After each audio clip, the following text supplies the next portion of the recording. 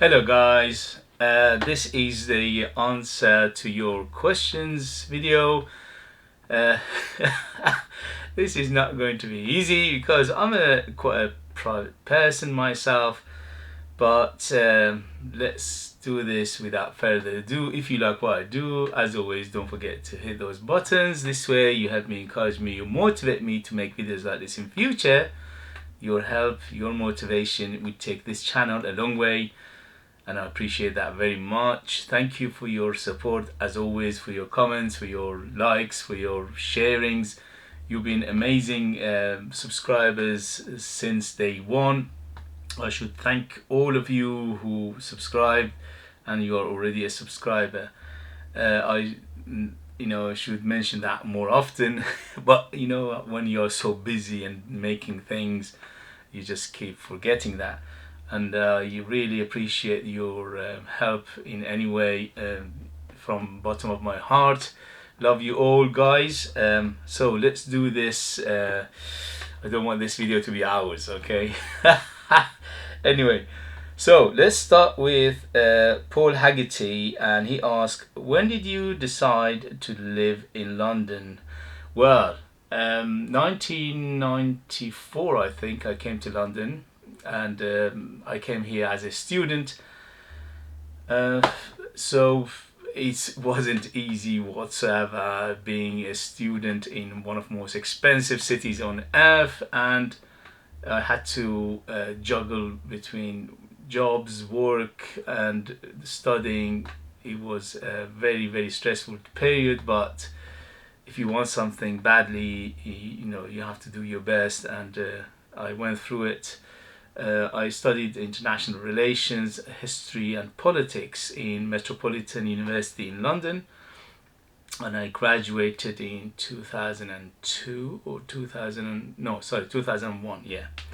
So yeah, because when I came here, I had to pass few, courses, at least, I think about 2 years of what they call pre-access course to university, and then I went to university itself. So and currently I work for London Underground, customer service assistant, and this job wasn't my first choice. The only thing is, I said, okay, I'll go to this job, and then later on I'll find another job. It's like a job between jobs, but the benefits are so good with London Underground that I stayed there, and now I'm still here. So let's go to the next one. It says, Paul Haggerty says, I remember you saying you like jazz. Who's your favorite artist? Yes, I love jazz. My favorite genre of music, I love all music, yes, but my personal favorites, or I like them better, is classical music, jazz, and also rock. But when I'm doing something, if I want music background, I always put between classical and jazz.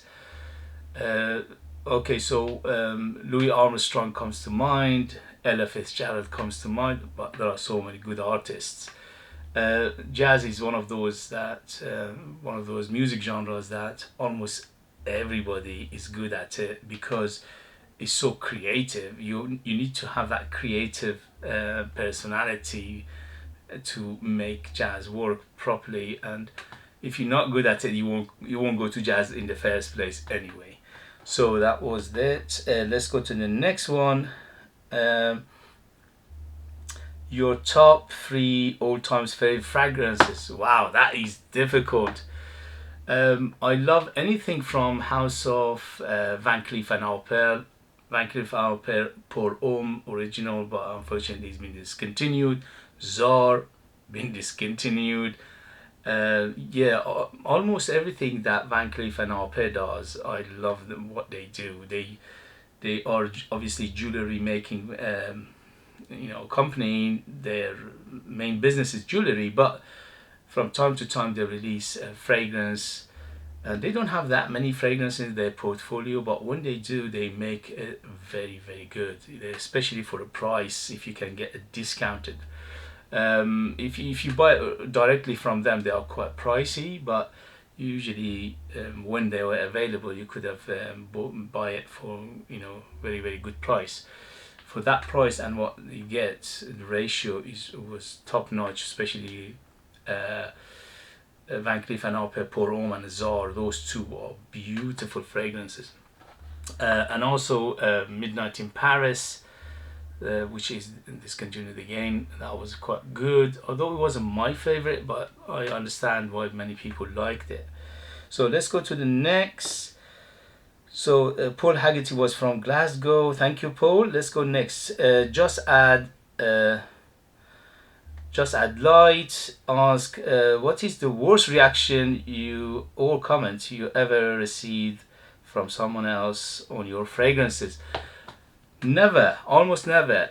The opposite. Every time I wear my own fragrances, I get attention. Somebody will say something. But just one time, I was wearing one of my fragrances. I think it was King of Kings, and I think I oversprayed it, because with my own fragrances, you only need one on the chest, and that's it. But me being me, I put one, three, maybe four or five, and I was like a walking radioactive person. So I went to the it was either a bus or a train. I sat down and somebody was sitting beside me, and they immediately stood up and walked away. So I thought, hold on a minute, yeah, this might be me. That the reason that person walked away, because probably it was too overpowering, too much, radiating, oud.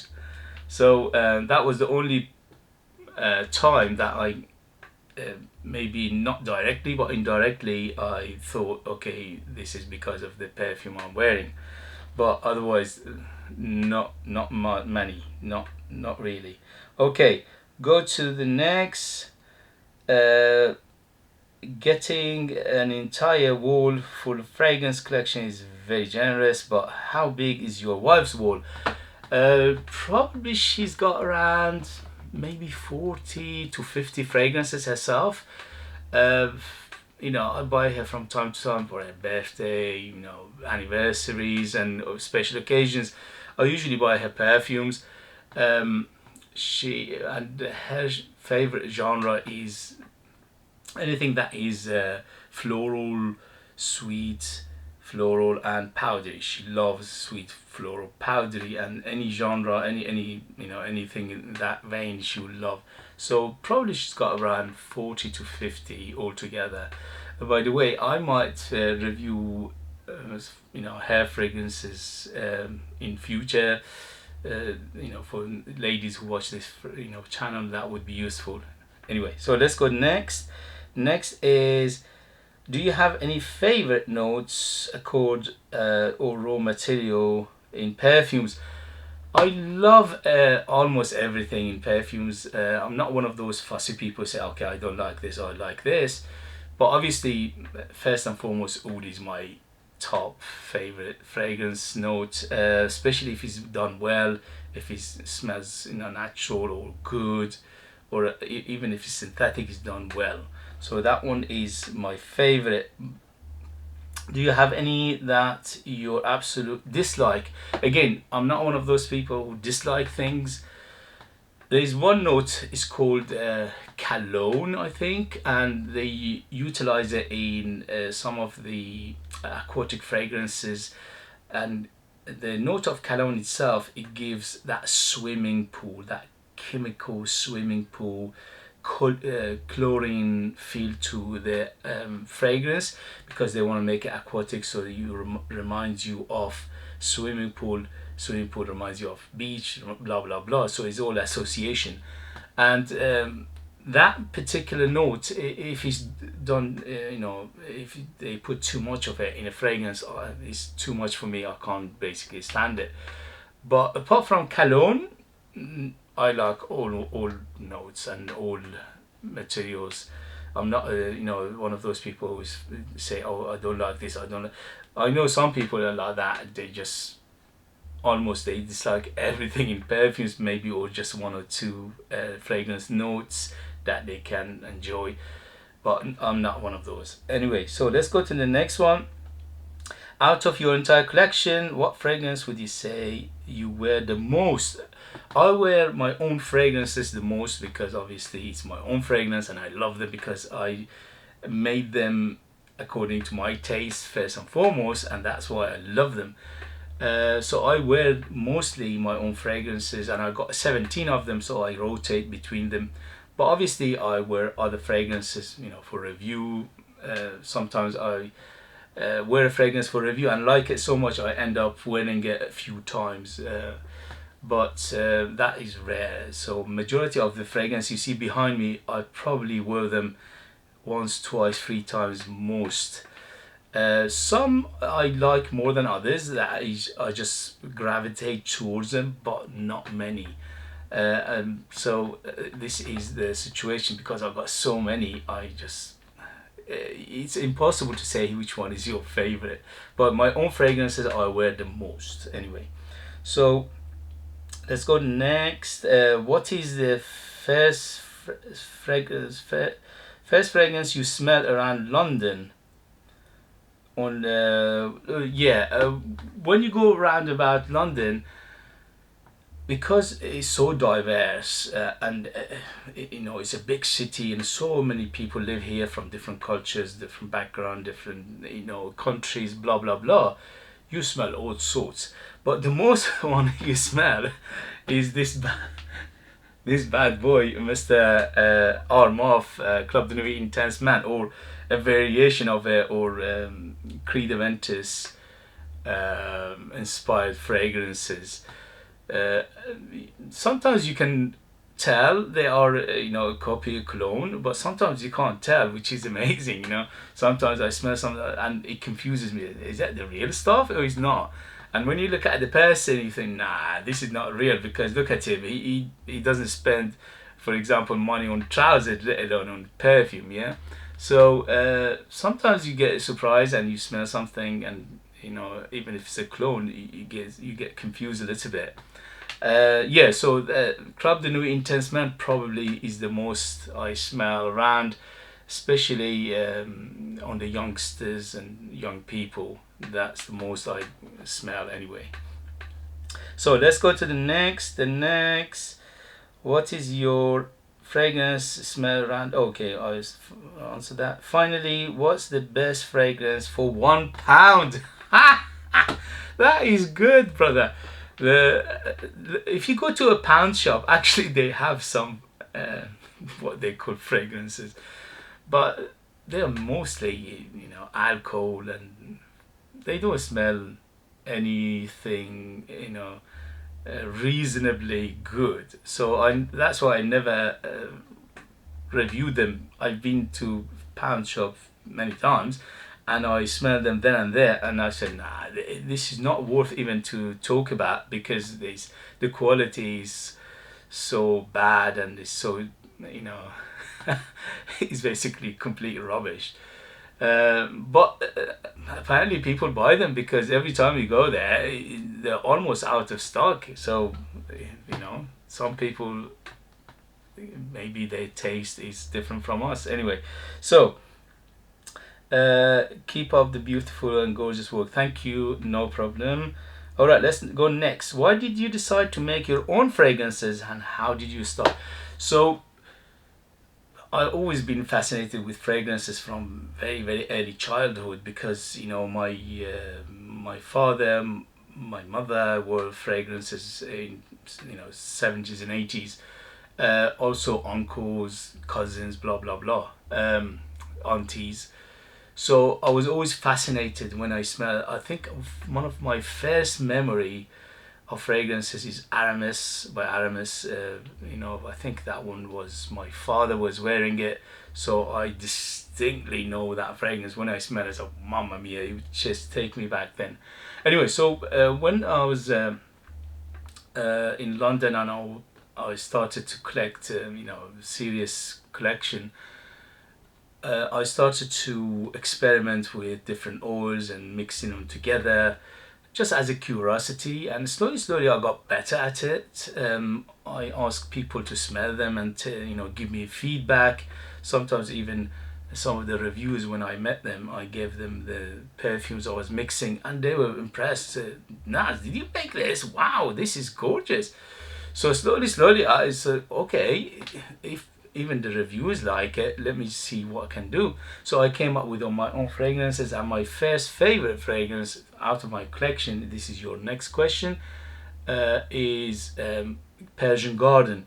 The reason is because that was my first ever fragrance or perfume I made, and it is my first child basically, and it's a special place in my heart, and it smells damn good. Anyway, so let's go to the next one. Where were we? Okay. Which of the fragrances you made is your favorite? I answered that. Persian Garden, fantastic fragrance. Which is your fragrance is most unique? The most unique one is the Persian Fire Temple. That one is very unique, and it's very it's quite challenging. Is You never smell anything like it ever, because it's very daring, and no company will make things like that and put it out because they know majority of people won't buy it. But me, because I'm just a simple perfumer, amateur, and also I'm making it for myself first, and then if somebody buy it and enjoy it, then that would be a bonus. So I made that again on purpose somehow, but on the other hand, it was quite accident, because the wifey said, okay, no more, because I had 16 perfumes I made, and I spent so much money making them, raw materials and things like that. And she said, that's it, you're not going to make any more, because you spent so much money on it and you're not selling as many. So she banned the whole project, and what I had left over from previous fragrances, I mixed them together, and the Fire Temple was born, and is beast, and also is very challenging. It's unique. It's never smelled anything like it myself. With so many fragrances, I never smelled anything like it myself, and I'm sure if you smell it, you will have the same opinion. Anyway, let's go to the next one. Thank you for your questions. And that was, who was that? That was Sama. Thank you for your questions. And let's go to the next one. Next one is Magister Guile or Magister Guild. And he says, which discontinued fragrances you wish to have, and if any. Yes, obviously, Van Cleef and Arpels Pour Homme, that one was one of my favorite. It's discontinued, it no longer exists. Although somebody mentioned that if you go to their own boutique in Paris, they still have it there, but something like £150, which is ridiculous for that price. But if you love it so much and you go to Paris and you want to have it, you can apparently go and buy it. So that one is my favorite. What is your favorite type of scent? Oh, sorry, type of scent. My favorite type of scent is oud. I love oud, and the reason is because I grew up in a place in Iran, south of Iran, which is near the Iraqi border and between Iraq and Kuwait border. And that part of the Iran is influenced by these countries, the Arabs, the Middle Eastern, the Arab countries, and also we speak Arabic in that part of the world anyway. Myself, both my parents, they spoke Arabic. They are Arab Iranians. So from where I was growing up, both my grandmas were very, very strong incensey, oudi fragrances, and I love both my grandmas. And I remember when I was a child, I used to get a big hug from them, and every time I hugged them, I said, "Wow, mia, what a smell!" They always smelled wonderful, and that's why when I grew up, I was looking for those scents, and when I found it, I realized is oud plus incense. Those two were the ones that my grandmas were wearing at the time. So that's why these two are my favorite, and also they smell amazing, especially if they done well, they done, naturally as possible. They smell super amazing, and they smell fantastic, and they smell unique. They smell very exotic, very mesmerizing if it's done well. Okay, so let's go to the next one. I'm not from UK. Could you describe separate videos about how create your fragrances? Well, I'd love to do that. The only thing is the wifey banned me from making fragrances, and I don't have any more raw material to make fragrances anymore. What I have. The perfumes, my own perfume, the scent of Persia, the 17 of them. I have each of them around a liter, some of them less because I sold some of them. Right now, if some of them are sold out, that's it. I cannot replace them because the raw materials gone up so much. It's ridiculously expensive. Before it was expensive, but now it's even more expensive with the prices are going up everywhere. The inflation, blah blah blah. The shipping gone up everywhere. So when she said no more, and I stopped, so I don't have any raw material to make perfumes anymore. So this is what I have. What I have. And if I'm selling them, that's it. I can replace them, at least for now. Maybe in future I'll do it again. And if I do, then definitely I will show you how I make my perfumes. So let's go to the next. Where were we? Yeah. What are your favorite hidden gems? Well, hidden gems are, its name, it's got its own name on it, isn't it? Hidden gem. Usually, when I'm not expecting something, like I buy something and I'm thinking, okay, it's going to be a very normal fragrance, very, nothing special, blah blah, and that suddenly they surprise you. That is the kind of hidden gems I love, because when you look at them, they are quite simple in packaging and in terms of bottling and everything, but the juice inside is suddenly so good it surprises you, and that's the best hidden gems I love. And I found so many of them during the years, and that's why I put videos like this out, to show you don't have to spend so much money on fragrances to get good quality fragrances. There are some companies out there, they make good fragrances for very good prices, and that's why this channel is all about. Thank you very much. Let's go to the next. The next is Sam from Buenos Aires. No, sorry. He said bonus questions. Anyway, so since you review so many fragrances, what do you end up doing with them? That's a good question. I put them on eBay, try to sell them. Some of them will sell, some of them they stay. Sometimes I gift fragrances, sometimes I give it to people around me. Sometimes friends, family, relatives. But majority they go on eBay, and some of them will sell. So this is how I try to create space to get more fragrances to review.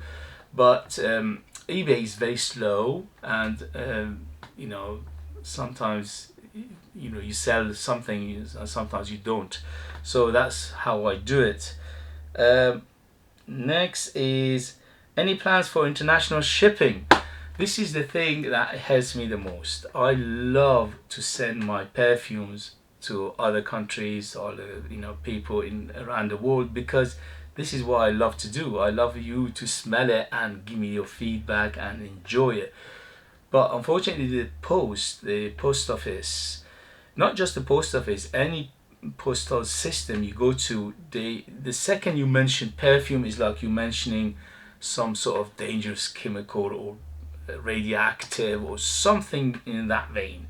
For some reason, they completely would say no, this is a banned substance. and it's dangerous substance. You go and figure why perfume is the dangerous and bad substance. It just doesn't make sense to me. But unfortunately, this is how it is, and I cannot do anything about it. I wrote to so many of them. I talked to them on the phone, customer services. They just basically they don't want to know. It's like one of those things. They say if this rules is there, even if it doesn't make sense, we don't care. Sorry about that, but I love to send it to people. I almost get emails once every few days. Somebody asks me, Naz, can you send it to this country, to that country, blah blah blah. But I always say sorry, I cannot do it because of this. Okay, let's go to the next one. Next, when and how did you get into fragrances sniffing hobby? I mentioned this earlier.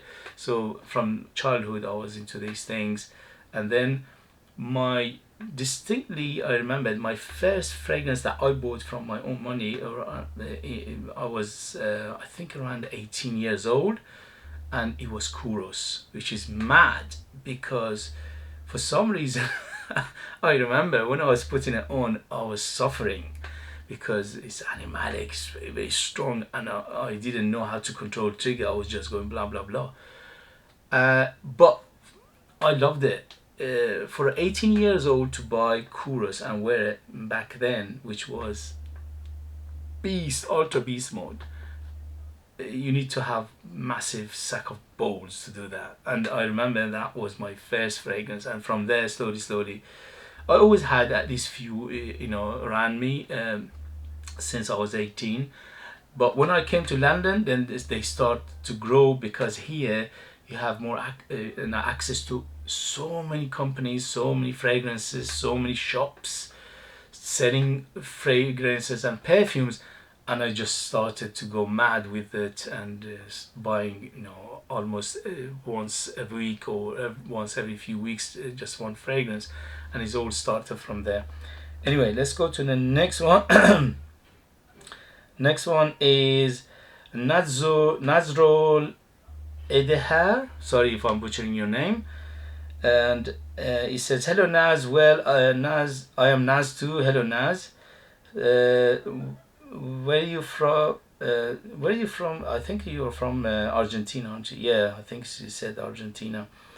For fragrances related, any perfume that you wear only once or twice and you keep it in your collection, still keep it in your collection, some reason you don't want to get rid of." Look at behind me. Almost all of this, at least 90% of what is behind me, I wore only few times, maybe 2, 3, 4 times, and that's it. The reason, two reasons. One is there are so many of them, and also I have my own perfumes that I wore most of the time. So these ones, they don't get the chance to get wore. So that's the reason for it. And next, what is your favorite presentation bottle? My favorite presentation bottle is not what you think, because I like them simple. I think the simpler presentation in terms of bottle and packaging, the better, obviously for the environment, for making less waste, and also it's cheaper for us consumers. Why should we pay for elaborate and over the top packaging and bottles and things like that? So the simpler for me, the better, for those reasons I mentioned. And also the juice inside is the most important thing. I don't care how it looks, what is the presentation. In my videos I mention these things because people ask me to do it, but to me presentation, it doesn't make any sense. The simpler the better. The juice inside, that is the most important thing for me. As long as you got a good juice, I don't care what kind of packaging you use, the simplest one as possible, I still love it. Okay. And also, what's your worst one in your opinion? Again, the worst one, are the one that is over the top, is too elaborate, too much packaging and all that, which is, it doesn't make sense. Why are you making such a huge packaging for such a simple or a small amount of perfume? It doesn't make sense. Again, bad for the environment, bad for our pockets and all that.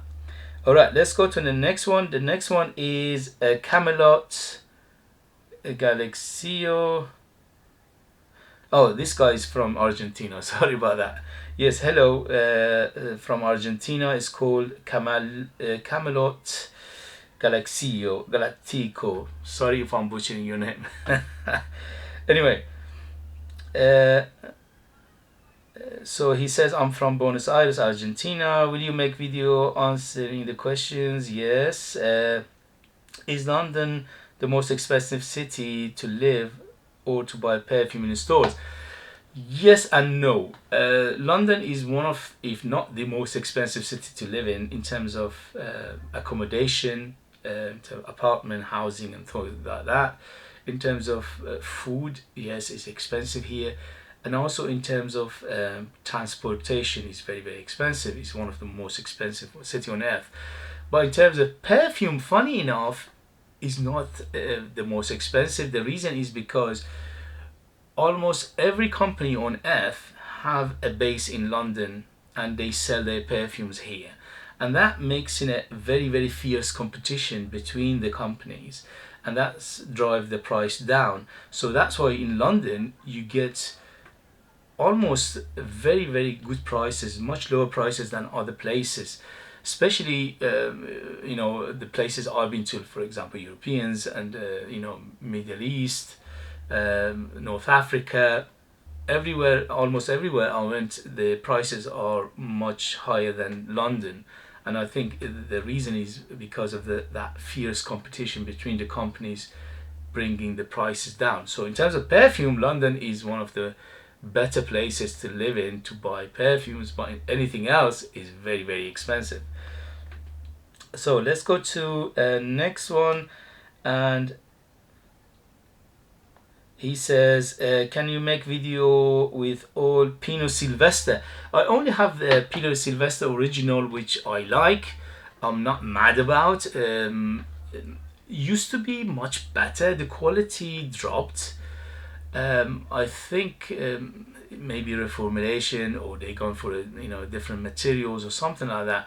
Because I remember in the 1990s I bought bottles of Pinot Silvestre, the original, and they smelled very nice and quite natural. But these days when you buy them, they are quite harsh. So and that's why I don't buy anymore. I only have one bottle, which is a few years ago I bought one, and I don't wear it that much, but I like it. I'm not crazy about it. Okay, so let's go to the next one. The next one is I think that was it. Okay, guys, so thank you very much for your question. I hope this video was entertaining. You learned something. You I don't know, whatever it was. Thank you as always. Don't forget to like this video, share it, comment, and I'll see you later. Thank you very much. Bye bye bye.